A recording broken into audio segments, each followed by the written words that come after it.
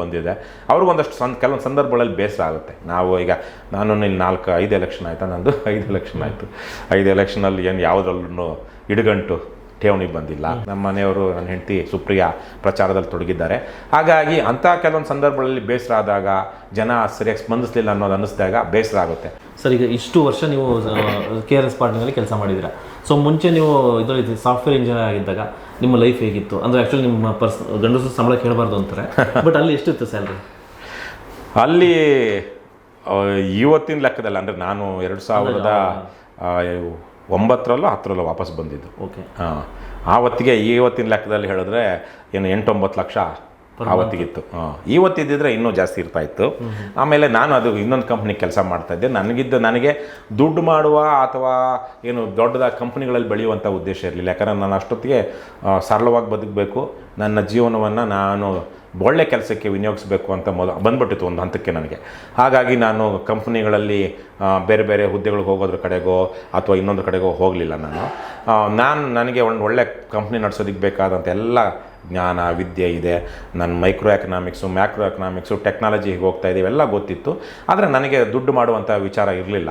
ಆದರೆ ನೀವು ಹೇಳಿದಾಗೆ ಒಂದು ಅಮೇರಿಕದಲ್ಲಿ ನಾವೊಂದು ತುಂಬ ಐಷಾರಾಮಿಯಾಗೇನು ಅಲ್ಲದೇ ಇದ್ರು ಅಮೇರಿಕದ ಸ್ಟ್ಯಾಂಡರ್ಡ್ಸ್ಗೆ, ಭಾರತದ ಸ್ಟ್ಯಾಂಡರ್ಡ್ಸ್ಗೆ ಐಷಾರಾಮಿಯಾಗಿದ್ವಿ, ಚೆನ್ನಾಗಿದ್ವಿ. ನನ್ನಿಬ್ಬರು ಮಕ್ಕಳು ಅಲ್ಲೇ ಹುಟ್ಟಿದ್ದು. ಈಗ ನನ್ನ ಮಗಳು ನಮ್ಮದೇ ಆದಂಥ ಒಂದು ಇದರಲ್ಲಿ ನನ್ನ ಮಗಳಿಗೆ ಅಮೇರಿಕದಲ್ಲಿ ಓದ್ತಾ ಇದ್ದಾಳೆ. ಆ ಮಗನ ಇನ್ನೊಂದು 2 ವರ್ಷಕ್ಕೆ ಅವನು ಅಮೇರಿಕಕ್ಕೆ ಹೆಚ್ಚಿನ ವಿದ್ಯಾಭ್ಯಾಸಕ್ಕಾಗಿ ಹೋಗ್ತಾನೆ. ಯಾಕಂದರೆ ಅಲ್ಲಿ ಬೇರೆ ಥರದ ಉದ್ಯೋಗ ಅಥವಾ ಬೇರೆ ಥರದ ವಿದ್ಯೆ, ಅವರು ಅಲ್ಲೇ ಹುಟ್ಟು ಬೆಳೆದಿರೋದ್ರಿಂದಾಗಿ ಇವತ್ತಿಗೂ ನಾನು ಆರ್ಥಿಕವಾಗಿ ನಾವೇನು ಇದರಲ್ಲಿಲ್ಲ, ಚೆನ್ನಾಗಿದ್ದೀವಿ. ನಾವು ಬೆಳೀತಿದ್ದಾಗ ನಮ್ಮ ತಂದೆ ಸರ್ಕಾರಿ ನೌಕರಿಯಲ್ಲಿದ್ದರೂ ಅವರೇನು ಮನೆಗೇನು ಅವ್ರು ದುಡಿದು ತಂದು ಅಂದರೆ ಸಂಬಳನೇ ಸರಿಯಾಗಿ ಅವರು ಉಳಿಸ್ಕೊಳ್ತಾ ಇರಲಿಲ್ಲ. ಅವ್ರಿಗೇನು ದುರಭ್ಯಾಸ ಇರ್ತಾ ಇರಲಿಲ್ಲ, ಆದರೆ ಖರ್ಚು ಮಾಡಿಬಿಡ್ತಾಯಿದ್ರು ಜನರ ಮೇಲೆ. ಯಾರೋ ಜೊತೆಗೆ ಬಂದರೆ ಬಸ್ಗೆ ಚಾರ್ಜ್ ಇವರೇ ಕೊಡೋದು, ಊಟಕ್ಕೆ ಹೋದರೆ ಇವರೇ ಕೊಡೋದು, ಈ ತರಹದ್ದೆಲ್ಲ ನಮ್ಮ ತಂದೆ ಸ್ವಲ್ಪ ದುಂದುವೆಚ್ಚ ಮಾಡಿದಂಥವ್ರು. ಅವ್ರಿಗೆ ಆರ್ಥಿಕ ಶಿಸ್ತು ಇರಲಿಲ್ಲ.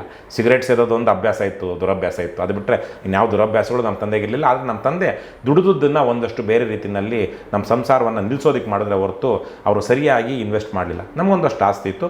ತದನಂತರ ನಾವು ಬೆಳೀತಾ ಇದ್ದಂಗೆ ಆಸ್ತಿಗೆ ಮೌಲ್ಯ ಬಂತು. ನಾವು ನಮ್ಮಣ್ಣ ಎಲ್ಲ ಸೇರಿ, ನಮ್ಮಣ್ಣ ಮುಖ್ಯವಾಗಿ ಒಂದಷ್ಟು ಅದಕ್ಕೆ ಮಾನಿಟೈಸ್ ಮಾಡ್ಕೊಳ್ಳುವಂಥ ರೀತಿಯಲ್ಲಿ ಬಾಡಿಗೆ ಮನೆ, ನಮ್ಮದು ಇಂಡಸ್ಟ್ರಿಯಲ್ ಏರಿಯಾ ಆಯಿತು, ಬಾಡಿಗೆ ಮನೆಗಳು ಬೇರೆ ಬೇರೆ ರೀತಿಯಲ್ಲಿ.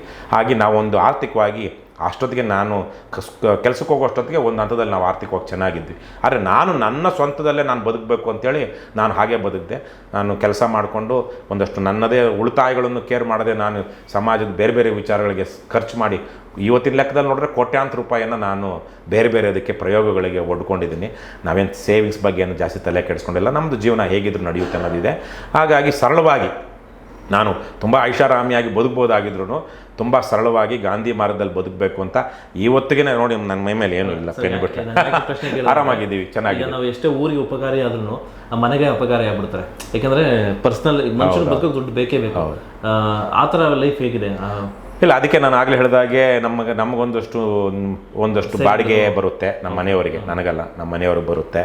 ಮತ್ತು ನಮ್ಮ ಮನೆಯವರು ಏನು ತುಂಬ ಏನು ಹಾಗೆ ಬದುಕಬೇಕು ಹೀಗೆ ಬದುಕಬೇಕು ಅನ್ನೋ ಹಾಪಾಪಿ ಇರೋರಲ್ಲ. ಒಂದಷ್ಟು ನನ್ನ ಒಳ್ಳೆಯ ಗುಣಗಳು ಅವ್ರ ಒಳ್ಳೆಯ ಗುಣಗಳು ನಮಗೂ ಬಂದಿದೆ. ಅವ್ರಿಗೊಂದಷ್ಟು ಕೆಲವೊಂದು ಸಂದರ್ಭಗಳಲ್ಲಿ ಬೇಸರ ಆಗುತ್ತೆ. ನಾನು ಇಲ್ಲಿ 5 ಎಲೆಕ್ಷನ್ ಆಯಿತಾ, ನಂದು 5 ಎಲೆಕ್ಷನ್ ಆಯಿತು. 5 ಎಲೆಕ್ಷನಲ್ಲಿ ಏನು ಯಾವುದ್ರಲ್ಲೂ ಇಡುಗಂಟು ಠೇವಣಿ ಬಂದಿಲ್ಲ, ಗೆದ್ದಿಲ್ಲ. ಆದರೆ ರಾಜಕೀಯವಾಗಿ ನಾವು ಜನರಲ್ಲಿ ಒಂದು ಸಮಾಜದಲ್ಲಿ ಒಂದು ಪ್ರಭಾವ ಇದೆ ಅನ್ನೋದು ಬಿಟ್ಟರೆ ಯಾವುದೇ ರಾಜಕೀಯ ಅಧಿಕಾರವಾಗಲಿ ಅಥವಾ ಇದು ಯಾವುದೂ ಬಂದಿಲ್ಲ. ಒಂಥರ ಲೂಸರ್ಸ್ ಅನ್ನೋ ಥರ ಅನ್ನಿಸ್ಬೋದು ಕೆಲವೊಂದು ಸಂದರ್ಭಗಳಲ್ಲಿ. ಸಾಮಾಜಿಕವಾಗಿ ಅವಮಾನ ಆಗುತ್ತೆ ಇವೆಲ್ಲ. ಆಮೇಲೆ ನಾವು ಪ್ರತಿ ಸಲ ನನ್ನ ಹೆಂಡ್ತಿನೂ ಅಷ್ಟೇ, ನಾವು ಬೆಂಗಳೂರಲ್ಲಿ ಎಲೆಕ್ಷನ್ ನಿಂತಾಗ BTM ಲೇಔಟಲ್ಲಿ ಮತ್ತು ಜಯನಗರದಲ್ಲಿ ಪ್ರತಿ ದಿವಸ ನನ್ನ ಜೊತೆಗೆ ಬರ್ತಾಯಿದ್ರು ಅವರು. ನಾವು ಮಕ್ಕಳನ್ನ ಹಾಕ್ಕೊಂಡು ಪ್ರಚಾರ ಮಾಡಿದ್ವಿ. ನನ್ನ ಮಗನ ಸ್ಟ್ರೋಲರಲ್ಲಿ, ಅವನಿಗಿನ್ನೂ 1.5 ವರ್ಷ 2 ವರ್ಷ 3 ವರ್ಷನೋ ಸ್ಟ್ರೋಲರಲ್ಲಿ ನನ್ನ ಹೆಂಡ್ತಿ ತಳ್ಕೊಂಡು ಬಂದು ಮನೆಗೆ ಕರಪತ್ರ ಕೊಟ್ಟು ಪ್ರಚಾರ ಮಾಡಿದ್ದಾರೆ. ಭಾಳ ಶ್ರಮ ಹಾಕಿದ್ದಾರೆ. ಇತ್ತೀಚೆಗೆ ಶಿಗ್ಗಾಂವ್ ಬೈ ಎಲೆಕ್ಷನ್ ಇರ್ತಾಗ್ಲೂ ತಿಂಗಳಾನುಗಟ್ಟಲೆ ಅಲ್ಲೇ ಇದ್ದು ನಮ್ಮ ಮನೆಯವರು, ನನ್ನ ಹೆಂಡತಿ ಸುಪ್ರಿಯಾ ಪ್ರಚಾರದಲ್ಲಿ ತೊಡಗಿದ್ದಾರೆ. ಹಾಗಾಗಿ ಅಂಥ ಕೆಲವೊಂದು ಸಂದರ್ಭಗಳಲ್ಲಿ ಬೇಸರ ಆದಾಗ, ಜನ ಸರಿಯಾಗಿ ಸ್ಪಂದಿಸಲಿಲ್ಲ ಅನ್ನೋದು ಅನ್ನಿಸಿದಾಗ ಬೇಸರ ಆಗುತ್ತೆ. ಹಣಕಾಸಿನಲ್ಲೂ ಅಷ್ಟೇ ನಾವು ಇನ್ನೂ ಹೇಗೋ ಬದುಕ್ಬೋದಿತ್ತು, ನಾವು ಈಗಲೂ ನಮಗೆ ಇರುವಷ್ಟು ರೀತಿಯಲ್ಲಿ ನಾವು ಬದುಕ್ತಾ ಇಲ್ಲ ಅನ್ನೋದೂ ಇದೆ. ಹಾಗಾಗಿ ಮನಸ್ಸಿಗೆ ಬೇಸರ ಆಗುತ್ತೆ. ಆದರೆ ನಾವು ಗೌರವ ಘನತೆಯಿಂದ ಬದುಕೋದಕ್ಕೆ ಯಾವ ಥರದ ತೊಂದರೆ ಇಲ್ಲ. ಯಾವುದು ಸಣ್ಣ ಪುಟ್ಟ ಸಾಲುಗಳಿದ್ರೂ ತೀರಿಸಬಹುದಾದಂಥ ಸಾಲುಗಳು.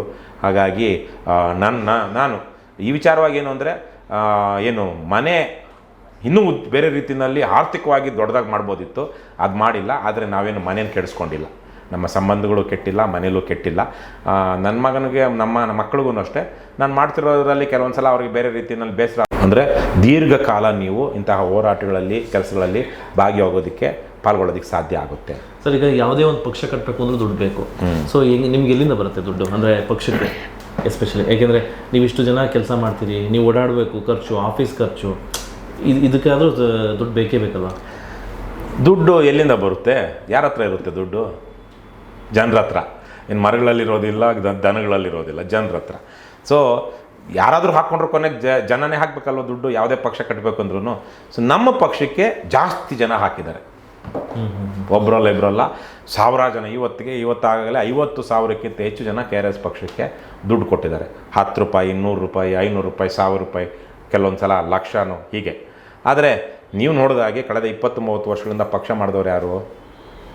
ಮಲ್ಯ, ಯಡಿಯೂರಪ್ಪ, ದೇವೇಗೌಡ, ಬಂಗಾರಪ್ಪ, ಶ್ರೀರಾಮುಲು, ಜನಾರ್ದನ್ ರೆಡ್ಡಿ, ಈ ಥರ ಯಾವ್ಯಾವುದೋ ಕಾರಣಗಳಿಂದಾಗಿ ದುಡ್ಡು ಮಾಡಿದವರು ಅಥವಾ ದುಡ್ಡು ಪ್ರಭಾವ ಇದ್ದವರು ಸಾವಿರಾರು ಕೋಟಿ ಹಾಕಿನೂ ಮಾಡಿದ್ದಾರೆ. ಕೆಲವೊಂದು ಸಂದರ್ಭಗಳಲ್ಲಿ ಎಲೆಕ್ಷನ್ಗೆ ನಾವು ನಿಲ್ಲಬೇಕು ಅಥವಾ ಪಕ್ಷದಿಂದ ಕ್ಯಾಂಡಿಡೇಟ್ಗಳಾಗಬೇಕು ಅಂತಾಗ ಆಸ್ತಿನೂ ಮಾರಿ ಪಕ್ಷಕ್ಕೆ ಹಾಕಿದ್ದಾರೆ. ಹುಚ್ಚಾಟಗಳು ಇವೆಲ್ಲ. ಯಾವುದೋ ತೆವಲಿಗೆ, ಇನ್ಯಾರ ಮೇಲೇನೋ ತಮ್ಮ ಮಾತೃಪಕ್ಷದ ಮೇಲೆ ದ್ವೇಷ ಸಾಧಿಸೋದಕ್ಕೆ, ಅಥವಾ ನಾವು ಹೊರಗೆ ಬಂದು ಆಮೇಲೆ ಡೀಲ್ ಮಾಡ್ಕೊಳ್ಳೋಕ್ಕೆ. ಈಗ ಯಡಿಯೂರಪ್ಪ, ದೇವೇಗೌಡ ಇವರೆಲ್ಲ ಪಕ್ಷ ಮಾಡಿದ್ದು ನೋಡಿದಾಗ ನಾವು ಅದೇನು ತುಂಬ ದೊಡ್ಡ ಸಿದ್ಧಾಂತ, ದೊಡ್ಡ ಉದ್ದೇಶ ಇರಲಿಲ್ಲ. ಅವ್ರಿಗೆ ಯಾವ್ಯಾವುದೋ ನೆಲೆಯಲ್ಲಿ ಏನು ಆರ್ಥಿಕ ಸಂಪನ್ಮೂಲಗಳನ್ನ ಕ್ರೋಢೀಕರಿಸ್ಕೊಂಡು ಮಾಡಿದ್ದೇ ಹೊರತು ಜನರನ್ನು ವಿಶ್ವಾಸಕ್ಕೆ ತಗೊಂಡು ಅಥವಾ ಜನರಿಗೆ ಇಂಥ ಒಂದು ಆದರ್ಶಕ್ಕಾಗಿ, ಇಂಥ ಉದ್ದೇಶಕ್ಕಾಗಿ ನಾನು ಪಕ್ಷ ಮಾಡ್ತಿದ್ದೀನಿ ಅಂತೆಲ್ಲ. ಅವ್ರಿಗೊಂದು ಪ್ರಭಾವ ಇತ್ತು, ಆ ಪ್ರಭಾವವನ್ನು ಒಂದು ಪಕ್ಷ ಮಾಡೋದಕ್ಕೆ ಬಳಸ್ಕೊಂಡ್ರು. ಹಾಗಾಗಿ ಅವರು ಬಹುತೇಕರು ಅವರ ಸ್ವಂತದ್ದು ಅಥವಾ ಅವ್ರ ಹತ್ರದವ್ರದ್ದು ಅಥವಾ ಅವರಿಂದ ಉಪಕೃತರಾದವರಿಂದ ಕಿತ್ತುಕೊಂಡು ಪಕ್ಷ ಕಟ್ಟಿದ್ದು. ನಾವು ಇವತ್ತು ಒಂದು 6 ವರ್ಷಗಳಿಂದ ಪಕ್ಷ, ನಾವು ಆರಂಭದಲ್ಲಿ ಒಂದಷ್ಟು ನನ್ನ ಥರ ಇರುವಂಥವ್ರು ಒಂದಷ್ಟು ಜನ 1 ಲಕ್ಷ, 2 ಲಕ್ಷ, 3 ಲಕ್ಷ, 5 ಲಕ್ಷ ಇಷ್ಟು ಈ ಥರಕ್ಕೆ ಹಾಕ್ಕೊಂಡು ನಾವು ಪಕ್ಷವನ್ನು ಆರಂಭದಲ್ಲಿ ಶುರು ಮಾಡಿದ್ವಿ. ಖರ್ಚುಗಳಿಗೆ, ನೀವು ಹೇಳಿದಂಗೆ ಸಣ್ಣ ಪುಟ್ಟ ಖರ್ಚುಗಳಿಗೆ ಪಕ್ಷಕ್ಕೆ ಮಿನಿಮಮ್ ಆಗಿ ಆಗಲಿಂದನೇ ನಾವು ನಾನು ಮೊದಲಿಂದನೂ ನನಗೆ ಶಾಂತವೇರಿ ಗೋಪಾಲ್ ಗೌಡರು ಒಂದು ಆದರ್ಶ. ಯಾಕಂದರೆ 1 ವೋಟು 1 ನೋಟು ಅಂತ ಹೇಳಿದವರು ಅವರು ನಮ್ಮ ರಾಜ್ಯದಲ್ಲಿ 55ನೇ ಇಸ್ವಿನಲ್ಲಿಗೆ. ಸೊ ಹಾಗಾಗಿ ಎಲೆಕ್ಷನ್ ಪ್ರತಿ ಸಲ ನಿಂತಾಗಲೂ ನಾನು ಜನರ ದೇಣಿಗೆಯಲ್ಲೇ ಚುನಾವಣೆ ನಡೆಸಬೇಕು ಅಂತ ಮಾಡಿದ್ದು. ಕೆಲವೊಂದು ಸಂದರ್ಭಗಳಲ್ಲಿ ನಾನು ಹಾಕ್ಕೊಂಡಿದ್ದೀನಿ. ಬಹುತೇಕವಾಗಿ ಎಲ್ಲ ಸಮಯದಲ್ಲೂ ಸಾರ್ವಜನಿಕರಿಂದ ದೇಣಿಗೆ ಕೇಳಿದ್ವಿ. ಅದನ್ನು ಪಾರದರ್ಶಕವಾಗಿ ಇಟ್ಕೊಂಡಿದ್ವಿ. ನಮ್ಮ ಪಕ್ಷ ಆರಂಭವಾದಾಗಲಿಂದ ನಾವು ಏನಂದರೆ ನಮಗೆ ಟೆಕ್ನಾಲಜಿ ಮೆಚೂರ್ ಆಗ್ತಾ ಹೋಯಿತು. ಆನ್ಲೈನಲ್ಲೇ ನಮ್ಮ ಡೊನೇಷನ್ ಕೇಳ್ತಾ ಹೋದ್ವಿ. ನಾವು 100 ರೂಪಾಯಿ ಮೆಂಬರ್ಶಿಪ್ ನಮ್ಮ ಪಕ್ಷದ್ದು. ಓಕೆ, ಮೆಂಬರ್ಶಿಪ್ 100 ರೂಪಾಯಿ. ಎಲ್ಲ ಪಕ್ಷಗಳು ನೀವು ಫೋನ್ ನಂಬರ್ ಮಿಸ್ಡ್ ಕಾಲ್ ಕೊಟ್ಟರೆ ನಮ್ಮದು ಪಕ್ಷ ಸದಸ್ಯ ಅಂತ ಬಿಡ್ತಾರೆ. ಇಡೀ ಪ್ರಪಂಚದಲ್ಲಿ ನಮ್ಮದು ಅತ್ಯಂತ ಹೆಚ್ಚು ಸದಸ್ಯರಿರುವಂತಹ ಪಕ್ಷ ಅಂತ ಒಂದು ಪಕ್ಷ ಹೇಳ್ಕೊಳ್ಳುತ್ತೆ. ಹೆಂಗಾದರೂ ನಿಮ್ಮ ಫೋನ್ ನಂಬರ್ ತಗೊಂಡ್ಬಿಟ್ಟು ನಾನು ಯಾವುದೋ ನಂಬರ್ ಕಾಲ್ ಮಾಡಿಬಿಟ್ರೆ ನೀವು ಸದಸ್ಯರು, ನಿಮಗೆ ಗೊತ್ತಿರೋದಿಲ್ಲ ಮಿಸ್ಡ್ ಕಾಲ್ ಕೊಟ್ಟಿದ್ದಕ್ಕೆ. ಯಾಕಂದರೆ ಅವ್ರ ಹತ್ರ ಎಲ್ಲ ಇದೆ. ಈ ಫೋನ್ ನಂಬರ್ ಯಾರು ರಿಜಿಸ್ಟರ್ ಅಂತ ಗೊತ್ತಿದೆ, ಯಾರು, ಯಾಕಂದರೆ ಎಲ್ಲ ಆಧಾರ್ ಲಿಂಕ್ ಆಗಿರುತ್ತೆ. ಇವರು ದೊಡ್ಡ ಅಧಿಕಾರದಲ್ಲಿರೋರು ಬೇರೆ ನಿಮಿಷದಲ್ಲಿ ನಿಮ್ಮ ಅಡ್ರೆಸ್ಸು, ನಿಮ್ಮ ಪೂರ್ತಿ ಇತಿಹಾಸನೇ ತಗೋಬೋದು. ಸೊ ನಿಮ್ಮ ಹೆಸರು ಸಿಕ್ತು, ನಿಮ್ಮ ಫೋನ್ ನಂಬರ್ ಸಿಕ್ತು, ನಿಮ್ಮ ವಿಳಾಸ ಸಿಕ್ತು, ಆಧಾರ್ ಕಾರ್ಡ್ ಲಿಂಕ್ ಆಗಿರೋದ್ರಿಂದ ಸೊ ಮಧು ನಮ್ಮ ಪಕ್ಷದ ಇವ್ರ ಮೆಂಬರ್ ಅಂದ್ಬಿಟ್ರು. ಏನು ಮಿಸ್ಡ್ ಕಾಲ್. ಎಷ್ಟೋ ಜನ ಹಾಗೆ ಮಾಡಿದ್ರು. ಬಸ್ ಸ್ಟ್ಯಾಂಡ್ಗಳಲ್ಲಿ ಹೋಗ್ಬಿಟ್ಟು ಸರ್ ಒಂದು ನಿಮಿಷ ಫೋನ್ ಕೊಡಿ ಸರ್ ಅಂದ್ಬಿಟ್ಟು ಫೋನ್ ನಂಬರ್ ಮಿಸ್ಡ್ ಕಾಲ್ ಕೊಟ್ಬಿಟ್ಟು ಪಕ್ಷದ ಮೆಂಬರ್ಗಳು ಮಾಡಿಸ್ಬಿಟ್ರು. ಅವಾಗ ಯಾಕಂದ್ರೆ ಅವ್ರಿಗೆ ಗೋಲ್ ರೀಚ್ ಆಗಬೇಕಿತ್ತಲ್ಲ. ಆದರೆ ನಮ್ಮದು ಮಹಾತ್ಮ ಗಾಂಧೀಜಿ ಇದೇ ಥರಕ್ಕೆ. ಮಹಾತ್ಮ ಗಾಂಧೀಜಿ ದೇಶಕ್ಕೆ ಬಂದಾಗ ಕಾಂಗ್ರೆಸ್ ಅನ್ನುವಂಥ ಸಂಸ್ಥೆ ಏನಿತ್ತು, ಸಂಸ್ಥೆ ಅದು ಒಂದು ಗುಂಪು, ಒಂಥರ ಕ್ಲಬ್ ಇದ್ದಂಗಿತ್ತು. ಸ್ವಲ್ಪ ದೊಡ್ಡ ಅದೇ ಯಾರು ಶ್ರೀಮಂತರು, ಜಮೀನ್ದಾರರು, ಲಾಯರ್ಗಳು, ಈ ಥರದವರೆಲ್ಲ ಸೇರಿಕೊಂಡು ಬ್ರಿಟಿಷರಿಗೆ ಒಂದು ರೀತಿಯಲ್ಲಿ ಪತ್ರ ವ್ಯವಹಾರ ಮಾಡ್ತಾ, ಸ್ವಾಮಿ ನಮಗೆ ಈ ಸೌಲಭ್ಯ ಕೊಡಿ ಸ್ವಾಮಿ, ಈ ಸೌಲಭ್ಯ ಕೊಡಿ ಸ್ವಾಮಿ, ಈ ಹಕ್ಕು ಕೊಡಿ ಸ್ವಾಮಿ ಅಂತ ಕೇಳ್ಕೊಳ್ತಾ ಒಂದು 29ನೇ ಇಸ್ವಿ ನೆಹರೂರವರು ಕಾಂಗ್ರೆಸ್ ಮಹಾಧಿವೇಶನದ ಅಧ್ಯಕ್ಷರಾಗೋ ತನಕ ನಾವು ಕೇಳ್ತಾ ಇದ್ದಿದ್ದೇನು ಡೊಮಿಸೈಲ್ ಏನಂತಾರೆ ಅದನ್ನು, ಡೊಮಿಸೈಲ್ ಸ್ಟೇಟಸ್ಸು.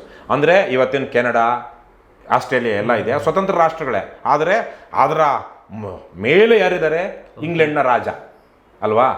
ಸೊ ಹಾಗಾಗಿ ನೀವು ಅದೇ ಥರಕ್ಕೆ ನಮಗೂ ಕೊಟ್ಬಿಡಿ, ನಾವು ಇಂಗ್ಲೆಂಡ್ನ ರಾಜರಾಣಿನೂ ನಮ್ಮ ರಾಜರಾಣಿ ಅಂದ್ಕೊಳ್ತೀವಿ, ಆದರೆ ನಾವು ಇಲ್ಲಿ ಆಡಳಿತ ನಡೆಸ್ಕೊಂಥ ಜವಾಬ್ದಾರಿನ ನಾವು ವಹಿಸ್ಕೊಳ್ತೀವಿ ಅಂತ ಕೇಳ್ತಾ ಇದ್ದಿದ್ದು ಕಾಂಗ್ರೆಸ್ನವ್ರು ಅಲ್ಲಿ ತನಕ. ಸಂಪೂರ್ಣ ಸ್ವರಾಜ್ಯ ಅಂತ ಘೋಷಣೆ ಆಗಿದ್ದು ಕಾಂಗ್ರೆಸ್ ಮಹಾಧಿವೇಶನದಲ್ಲಿ ನೆಹರೂರವರು ಅಧ್ಯಕ್ಷರಾಗಿದ್ದಾಗ 1929ರಲ್ಲಿ ಲಾಹೋರ್ ಅಧಿವೇಶನ, ಕರಾಚಿ ಅಧಿವೇಶನ, ಲಾಹೋರ್ ಅಧಿವೇಶನ ಅನಿಸುತ್ತೆ. ಸೊ ಅದರಲ್ಲಿ ಹಾಗಾಗಿ ಆವತ್ತಿಗೆ ಕಾಂಗ್ರೆಸ್ಸು ಆ ಥರಕ್ಕಿತ್ತು. ಆದರೆ ಗಾಂಧಿ ಬಂದು 4 ಆಣೆ ಕಾಂಗ್ರೆಸ್ ಮಾಡಿದ್ರು. 4 ಆಣೆ ಕೊಟ್ಟು ಆವತ್ತಿನ ಕಾಲಕ್ಕೆ ಇವತ್ತು ಬಹುಶಃ ಒಂದು 50, 100, 200 ರೂಪಾಯಿ ಅವತ್ತು 4 ಆಣೆ ಅಂದರೆ 25 ಪೈಸಾ, 6 ಪೈಸಕ್ಕೆ 1 ಆಣೆ, 24 ಪೈಸಾ. ನಾವೆಲ್ಲ 4 ಆಣೆ 8 ಆಣೆ ಅಂತ ಇದ್ವಿ. 8 ಆಣೆ ಅಂದರೆ 50 ಪೈಸಾ. ಸೊ 4 ಆಣೆಗೆ ನೀವು ಕಾಂಗ್ರೆಸ್ ಸದಸ್ಯತ್ವ ತಗೊಳ್ಬಹುದಿತ್ತು ಅವತ್ತು. ಆವಾಗ ಜನಸಾಮಾನ್ಯರು ಸಹ ಸದಸ್ಯತ್ವ ತಗೊಳ್ಳೋಂಗಾಯ್ತು. ಜನರನ್ನು ಒಂದು ಸಂಘಟನೆ ಒಳಗಡೆ ಅದನ್ನು ಸಮೂಹದ ಹೋರಾಟವನ್ನಾಗಿ, ಸಮೂಹದ ಸಂಘಟನೆಯನ್ನಾಗಿ ಮಾಡಿದ್ದು ಮಹಾತ್ಮ ಗಾಂಧೀಜಿ. ಅಂದರೆ ಅವರು ಅದರ ಸದಸ್ಯತ್ವವನ್ನು ಓಪನ್ ಮಾಡಿದ್ರು. ಇಲ್ಲಿ ತನಕ ಆಗಲೇ ಹೇಳ್ದಂಗೆ ದೊಡ್ಡ ದೊಡ್ಡ ಮನುಷ್ಯರು ಇದ್ದಂಥ ಒಂದು ಗುಂಪು ಅದು ಕಾಂಗ್ರೆಸ್ಸು. ಸೊ ನಾವೇನು ಮಾಡಿದ್ದೀವಿ, 100 ರೂಪಾಯಿ ಸದಸ್ಯತ್ವ ಇಟ್ಟು ಅದರಲ್ಲೇ ನಾವಿವತ್ತು ಪಕ್ಷವನ್ನು ಕಟ್ತಾ ಇದ್ದೀವಿ. ಪ್ರತಿ ತಿಂಗಳು ನಮ್ಮ ಪಕ್ಷದ ಆಯವ್ಯಯವನ್ನು ನಾವು ಪಬ್ಲಿಷ್ ಮಾಡ್ತೀವಿ. ಈ ಕಳೆದ 2025 ಏಪ್ರಿಲ್ ತಿಂಗಳ ಆಯವ್ಯಯವನ್ನು ಈಗ ನನಗೆ ಬಂದಿದೆ ರಿಪೋರ್ಟು, ಇವತ್ತು ನಾಳೆನೂ ನಾನು ಅದನ್ನು ಹಾಕ್ತೀನಿ. ನಮ್ಮ 25 ಏಪ್ರಿಲ್ ತಿಂಗಳಲ್ಲಿ ನಾವು ಎಷ್ಟು ನಮಗೆ ಹಣ ಪಕ್ಷಕ್ಕೆ ದೇಣಿಗೆ ರೂಪದಲ್ಲಿ ಸದಸ್ಯತ್ವ ಶುಲ್ಕದಲ್ಲಿ ಬಂತು, ಮತ್ತು ನಾವು ಯಾವ್ಯಾವುದಕ್ಕೆ ಖರ್ಚು ಮಾಡಿದ್ದೀವಿ ಅಂತ ಓಪನ್ ಆಗಿ ಹಾಕ್ತಾ ಇದ್ದೀವಿ. ಸೊ ಇವತ್ತು ಜನಸಾಮಾನ್ಯರಿಂದ ನಡೀತಿರುವಂಥ ಕರ್ನಾಟಕದ ಏಕೈಕ ಪಕ್ಷ ಮತ್ತು ಪಾರದರ್ಶಕವಾಗಿ ಯಾವುದೇ ಇಲ್ಲಿ ನಾವು ಯಾರಿಗೋ ಹತ್ರ ಹೋಗೋದು, ರೋಡಿಸಮ್ ಮಾಡೋ, ಗುಂಡಾಗಿರಿ ಮಾಡಿ ತಗೊಳ್ಳೋದು ಮಾಮೂಲು ಅದು ಯಾವುದೂ ಇಲ್ಲ. ಓಪನ್ ಆಗಿ ನೀವೂ ಸಹ ನಮ್ಮ ಈ ಕಾರ್ಯಕ್ರಮ ಆದಮೇಲೆ 100 ರೂಪಾಯಿ ಡೊನೇಷನ್ ಕೊಟ್ಟರೆ ಅಥವಾ 100 ರೂಪಾಯಿ ಸದಸ್ಯ ತೊಗೊಂಡ್ರೆ ನಿಮ್ಮದು ಆನ್ಲೈನಲ್ಲೇ, ಎಲ್ಲ ಆನ್ಲೈನಲ್ಲಿ ನಮ್ಮದು ಪೂರ್ತಿಯಾಗಿರುತ್ತೆ. ಪ್ರತಿ ವರ್ಷ ನಾವು ಆಡಿಟ್ ಮಾಡಿಸ್ತೀವಿ, ಪ್ರತಿ ವರ್ಷ ಎಲೆಕ್ಷನ್ ಕಮಿಷನ್ಗೆ ಮತ್ತು ಇನ್ಕಮ್ ಟ್ಯಾಕ್ಸ್ಗೆ ಕೊಡ್ತಾ ಇದ್ದೀವಿ. ಇಷ್ಟು ಪಾರದರ್ಶಕವಾಗಿ ಮತ್ತು ಇಷ್ಟು ನಿಯಮಬದ್ಧವಾಗಿ ನನಗನ್ಸಿರೋ ಹಾಗೆ ಯಾವ ಪಕ್ಷ ಮಾಡುತ್ತೋ ಗೊತ್ತಿಲ್ಲ.